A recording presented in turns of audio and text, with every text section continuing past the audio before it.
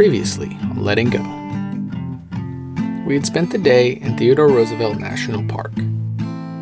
Starting off in the northern unit, we hiked the Badlands surrounding the Little Missouri River, taking in the incredible features and wildlife. With rain moving in and time running short, we finished the South Unit Loop, ultimately missing out on the Elkhorn Ranch, but leaving just in time to catch the fireworks in a dreamy Montana town along the road to Glacier National Park.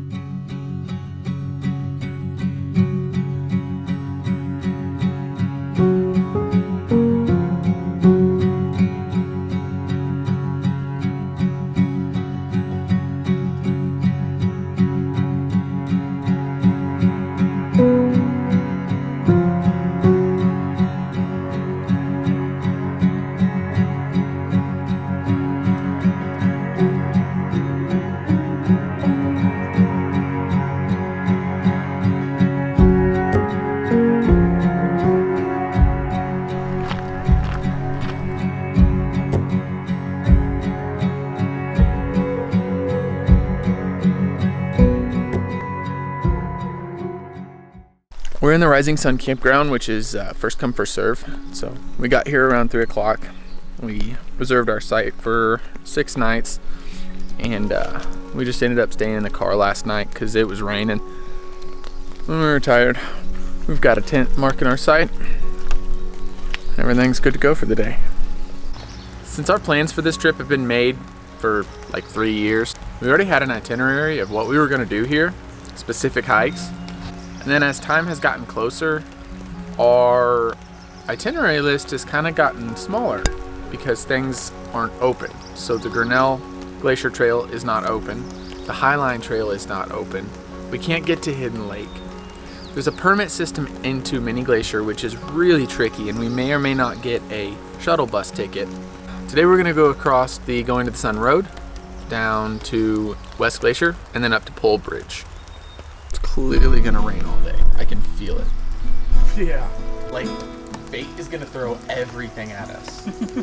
It's a little unfortunate that our first time seeing Going to the Sun Road is going to be really foggy, cloudy. We're probably not gonna be able to see much, but it's also really cool.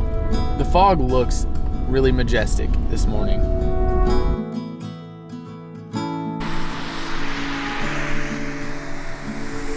This is St. Mary's Lake. This is where Going to the Sun Road heads up. Our campground is Rising Sun, so we're right on the road here. Well, we were excited to wake up and see the famous jagged peaks along the Going to the Sun Road for the very first time. The park had something else in store for us. Knowing that we would have other clear days, we had to appreciate this unique view of Glacier. Realistically, at this point, we were heavily sleep deprived, and with our plans for the week in total limbo, we were fighting off discouragement. Nevertheless, we were here.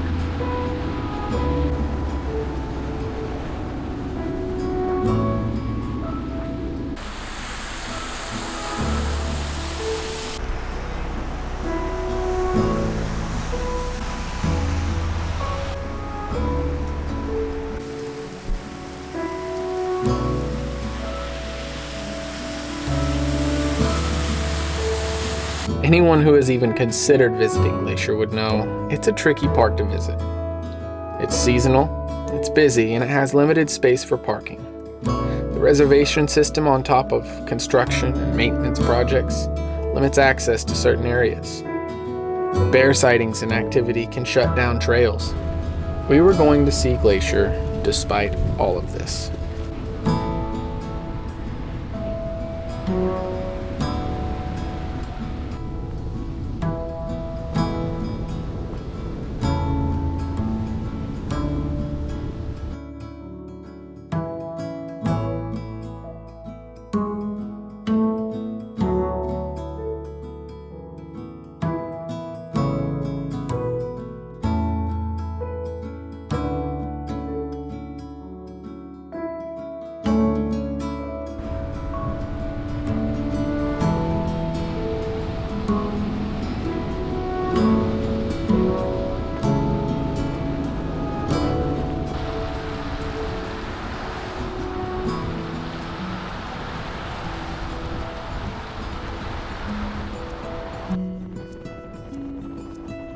Okay, we've made it into the west side. We just came down and we are next to a river here.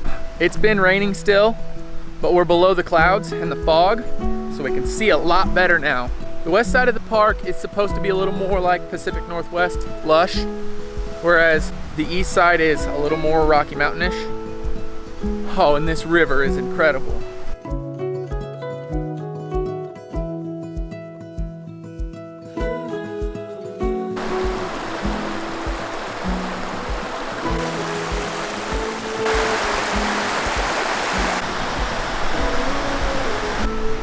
I can't even believe I'm here right now.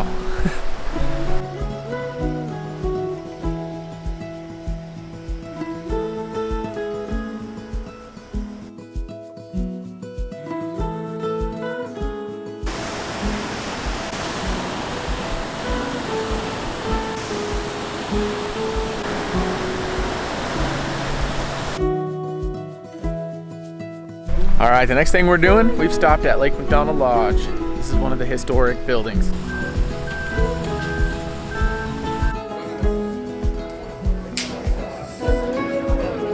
So we're in the lobby of the Lake McDonald Lodge. And it has a bunch of animals and a fireplace and all logs. It's beautiful, natural light.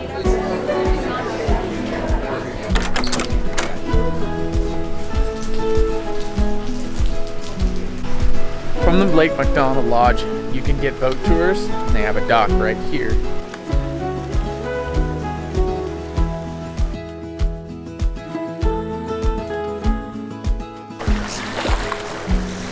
Lake McDonald is one of the most popular lakes in Glacier National Park, obviously because there's a lot more people on the west side, but it's one of the prettiest.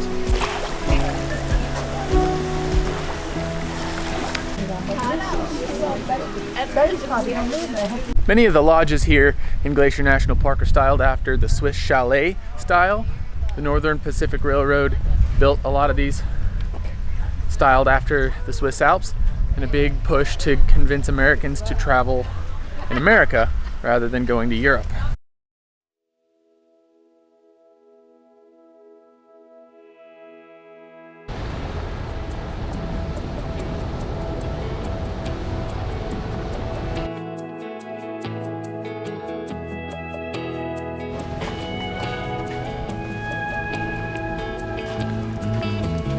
Come to the town of Polebridge. This is an off-grid town northwest of Glacier National Park, and they have a mercantile store with a lot of cool goods and stuff. It's a pretty neat little town. A lot of visitors and tourists come up here. Excuse me? We got some of the famous bear claws and some espresso. They've got picnic benches that are up under these awnings, so they're kind of like almost halfway dry. Well, that's really good. What's closest to blueberry though?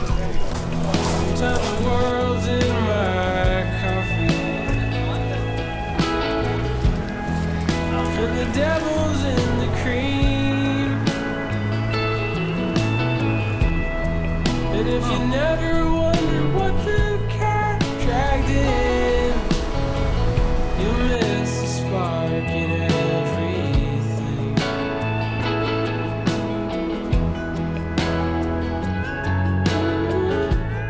Heading out of Polebridge now, we're gonna go down towards Apgar and West Glacier. We might head on in to see Kalispell. Probably gonna get something to eat tonight. This is gonna be our one night we plan to eat out. The rest of our nights we're going to be eating at camp. Polebridge is something we could do on a rainy day, so it kind of worked out.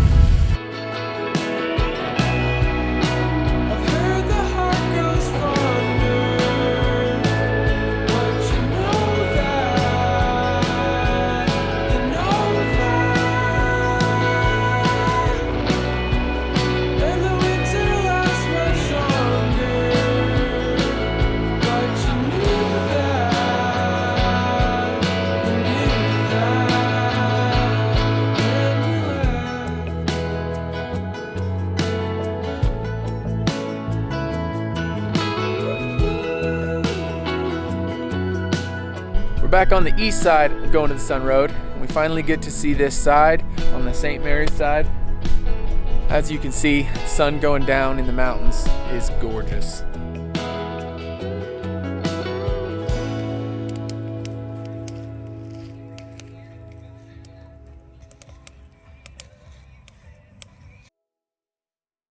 It's our second morning. We're gonna go to Avalanche today. We're gonna do the Trail of the Cedars and then hopefully get all the way up to Avalanche Lake. As you can probably tell, we decided to sleep in to catch up on our rest. Originally, the plan was to cross Logan Pass before sunup to get parking at Avalanche, but the prospect of wearing ourselves thin dissuaded us. Instead, we took a chance at midday parking in exchange for some much-needed rest. Well, the decision we made to sleep in and catch up on rest has kind of costed us a little bit. Finding parking after 9 o'clock in this park is nearly impossible. We couldn't get into the Avalanche area, so we've come down to Apgar. We're at the visitor center. We're gonna kind of figure out what we're gonna do. Go in here real quick, but that's the price you pay at Glacier. If you don't get up early, you don't get parking. Well, we're in Apgar. We're gonna go down to Apgar Village and just explore a little bit. See what's here.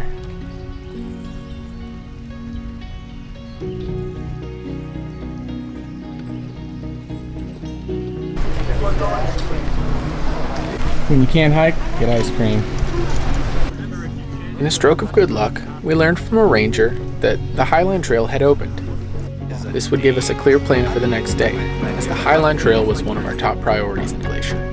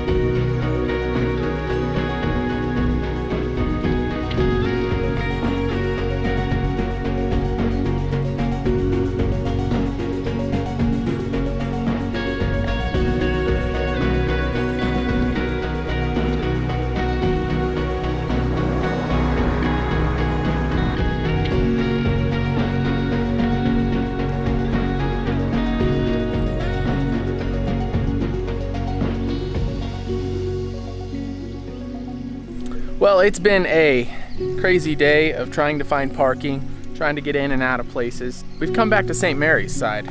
We're gonna go up to the historic ranger station at the entrance here. It's a lot quieter part of the park. There's only a few cars in the parking lot. It'll be a nice slow change to the busyness of the day.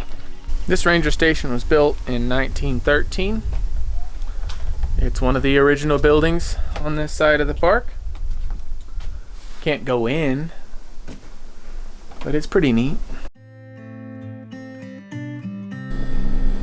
All right, we're cooking our white bean chili soup, getting set up. It's nice when you get to camp early and you can actually do things and have daylight for that. Usually we get back pretty late, but we're actually cooking a real meal tonight. But we've got to get to bed pretty early. We plan to wake up at 4 and get up to Logan Pass. That's our best hope at getting on the Highline Trail. The hard part is getting parking.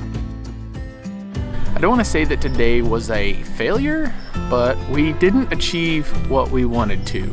We did a lot of other things though. We did some fun things. We saw the park kind of as tourists, stuff that doesn't make an adventurous video, but it was good for us. Tomorrow is going to be the big one.